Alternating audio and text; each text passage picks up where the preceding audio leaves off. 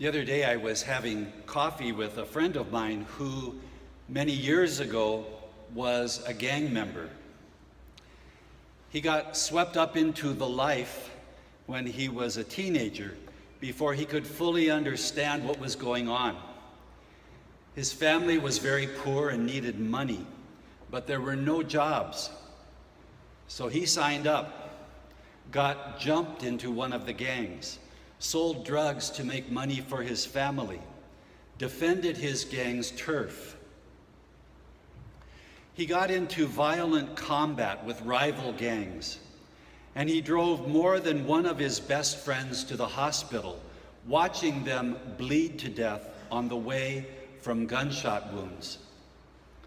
He called them by their nicknames as he told their stories: Gato, Chewy, Boxer, Mono, Tiny. Nowadays, when I walk through the neighborhood with him, his jaws start to clench. His eyes get red. Sometimes tears well up.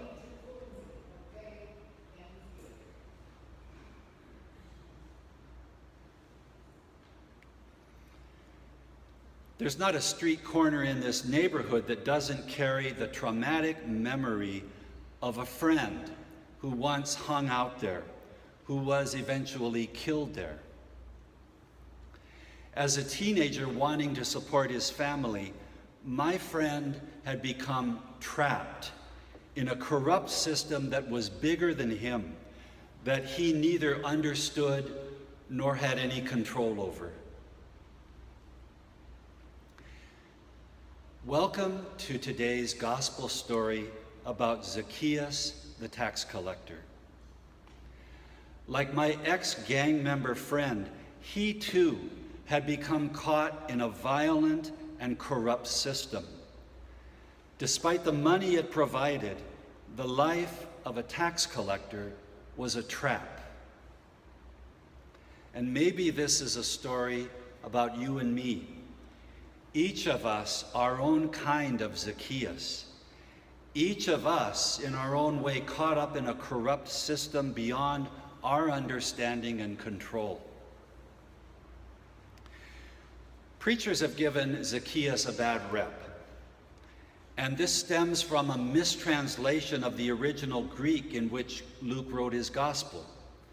I'll get to that in a minute, but first, just to recap, Zacchaeus was a Jewish man who worked as a wealthy tax collector for the Romans. The Romans were brutally occupying Israel at the time, slaughtering innocent Jews, eventually destroying their sacred temple. And because Zacchaeus was collaborating with the Romans, his fellow Jews understandably considered him a traitor. How did a Roman tax collector get wealthy? By extorting and embezzling, by taking advantage of the elderly, exploiting the working poor, taking care of his cronies. Zacchaeus is not only a traitor to his own people, but he's also assumed to be corrupt and deserving of our disdain. And he was short. And when Jesus passed through Jericho, Zacchaeus was so eager to get a look, he did something utterly undignified for a man of his station. He ran ahead of the crowd, climbed into a tree, and then waited for Jesus to pass by. This would be like a powerful Washington lobbyist or a Wall Street exec shimmying up a street lamppost during a presidential parade. When Jesus reached that spot, he looked up at Zacchaeus, told him to come down, and invited himself to dinner at his house. And so Zacchaeus climbed down and welcomed Jesus gladly. And the response of the crowd was predictable. Luke says, they began to mutter. "Look," they said, "Jesus has gone to be the guest of a sinner." But Zacchaeus stands his ground against the muttering crowd. And this is where the mistranslation happens. It's all about the tense of the Greek verbs. Stay with me here, don't glaze over yet. In the English translation we heard this morning, the verbs are future tense. Half of my possessions I will give to the poor. And if I have defrauded anyone of anything, I will pay back 4 times as much. In this interpretation, Zacchaeus is a sinner who repents and resolves to turn over a new leaf. From this point forward, he will make restitution. But this is a mistranslation of the Greek. As more recent scholars have noted, the Greek verbs are and should be translated as present tense. And in this interpretation, Zacchaeus is standing his ground before the muttering crowd by explaining what he is already doing. Lord, I always give half of my wealth to the poor, and whenever I discover any fraud or discrepancy, I always make a 4-fold restitution. Zacchaeus has been going way beyond all the legal requirements. He is, in short, a hidden saint whom people have made all sorts of false assumptions about. The crowd had demonized Zacchaeus, but Jesus now praises him as a son of Abraham. This story fits with many others in which Jesus mentions several unlikely heroes. The Roman soldier with faith deeper than any Israelites. A good Samaritan. The Samaritan leper who was the only person to give thanks for his healing. Not to mention that other tax collector at the back of the temple who was more righteous than the holier-than-thou Pharisee. So maybe this story is not about a sinner who shocks us by repenting, but about the crowd that has demonized him. Maybe it's about a good man, like my ex-gang member friend, trying to find a way through a corrupt system that he neither understands nor controls. Maybe it's a story about you and me, each of us our own kind of Zacchaeus, because we too are caught up in corrupt systems beyond our understanding and control. Most of us here are citizens of this nation, founded on the enslavement of black people and the genocide of Native Americans, horrific legacies all too apparent to this day, from Ferguson to Standing Rock.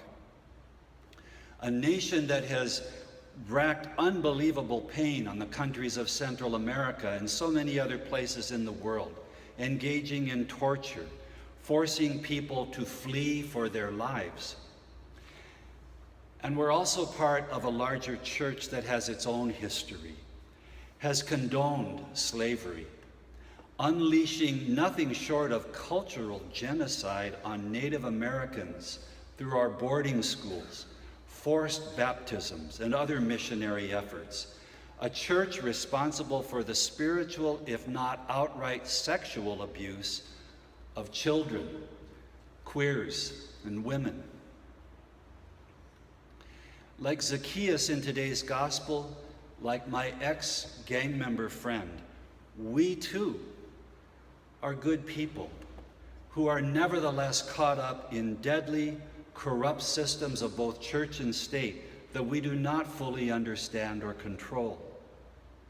Caught up in what some theologians describe as an original sin that both precedes and transcends us as individuals. But we are nevertheless part of that sin, and it is part of us. So, like Zacchaeus, we do everything we can to make things different. It's about living in these in-between times, in a broken world still in progress, in which the reign of God has not yet fully arrived. And so we at St. John's, for example, come here to this table each week, pilgrims in a broken world, seeking food for the journey and supporting each other along the way, walking each other home, as Ram Dass would say. Because although this world is very broken, and although our efforts can seem so small and insignificant, still, like Zacchaeus, we too can stand our ground, can let our light shine a bit. In this broken world, I hope you are as proud as I am of what we are able to do as a community. In a time of growing inequity and displacement, unhoused people find in these walls each weekday morning a safe, dry place for much-needed sleep and food. On any given Saturday, our pantry serves as many as 200 people. In both our night walks and our vigils at Mission Police Station, we call for an end to the violence racking our neighborhood, whether it comes from the gangs or from the police. Many of our neighbors honk their horns and give us a thumbs up when they see us out on the street. We started and continue to support mission graduates, helping local kids through high school and on to college. In Nicaragua, ravaged for so long by our own country, many of us have worked alongside local people, building latrines and wash stations and providing fresh, clean water. The next work trip is already being planned.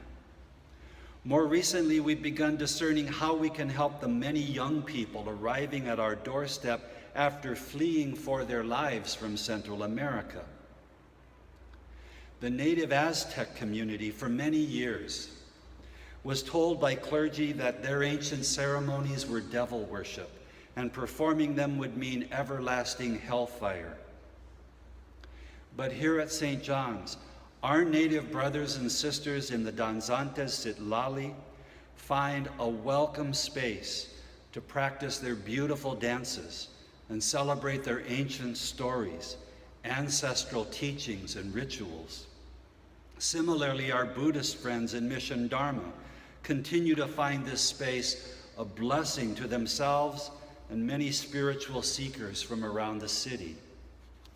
And soon, all of us will be taking our own souls to the polls to vote the values we cherish and celebrate here each Sunday. I hope you are as proud of these things as I am. And during this stewardship season, I hope they are part of your discernment as you consider how much St. John's is worth to you, how much to give financially in the coming year. Like Zacchaeus, we are broken and incomplete people in a broken and incomplete world. But also like Zacchaeus, we try to be, as Gandhi would say, the change we hope to be in the world. Let me close with a prayer I've used from time to time, words that are attributed to Archbishop Oscar Romero. It helps now and then to step back and take a long view. The kingdom is not only beyond our efforts, it is even beyond our vision. We accomplish in our own lifetime only a tiny fraction of the magnificent enterprise that is God's work. Nothing we do is complete, which is a way of saying that the kingdom always lies beyond us. No statement says all that could be said. No prayer fully expresses our faith. No confession brings perfection. No pastoral visit brings wholeness. No program accomplishes the church's mission. No set of goals and objectives includes everything. This is what we are about. We plant the seeds that one day will grow. We water seeds already planted, knowing that they hold future promise. We lay foundations that will need further development. We provide yeast that produces far beyond our capabilities. We cannot do everything. And there's a sense of liberation in realizing that. This enables us to do something, and to do it very well. It may be incomplete, but it is a beginning, a step along the way, an opportunity for the Lord's grace to enter and do the rest. We may never see the end results, but that is the difference between the master builder and the worker. We are workers, not master builders, ministers, not messiahs. We are prophets of a future not our own.